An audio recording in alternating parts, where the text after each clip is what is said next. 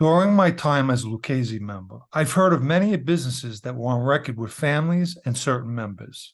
For example, my family owns the restaurant Spallini's in Queens, and the Lucchese's were trying to get me to put the place on record with me. Johnny Sideburns and me looked into it, and we found out the restaurant was on record with the Gambinos, and had been since I was away in prison. So Sideburns turns to me and said, "That's okay, your uncle's on record with them, but your aunt is on record with you, so half the joint is yours." But I didn't want to do that for several reasons. That's just one example that a business that a personal family member owns could also be on record with a family. As I've stated, I've heard of many businesses on record with people, but the funniest one I've heard about, I wanted to share with you all. One afternoon, I was driving on Woodhaven Boulevard with Johnny Sideburns. And by the way, he's mentioned a great deal because not only were we close, we were part of the same family, and over and above that, in the same crew. Sideburns asked if I was in the mood for a hot dog.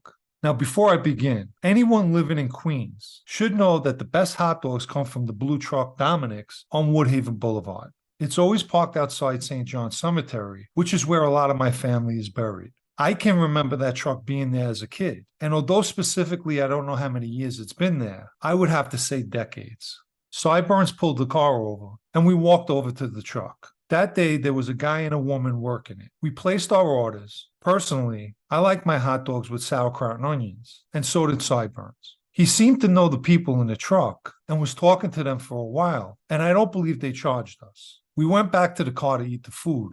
I told him that I'd been coming there since I was a kid, and he also said that he's been getting hot dogs there for years. I made mention how friendly he was with the people in the truck and asked how he knew them. He turned to me and said, "Oh, they were Fat Anthony Rubito." For those of you who don't know Anthony Rubito, he was the Bonanno consigliere at the time. I cracked up laughing and said to him, "Wait a minute, the hot dog truck is on record with the Bonannos?" Sideburns was laughing too. He said, "Sure, are you kidding me? They make good money."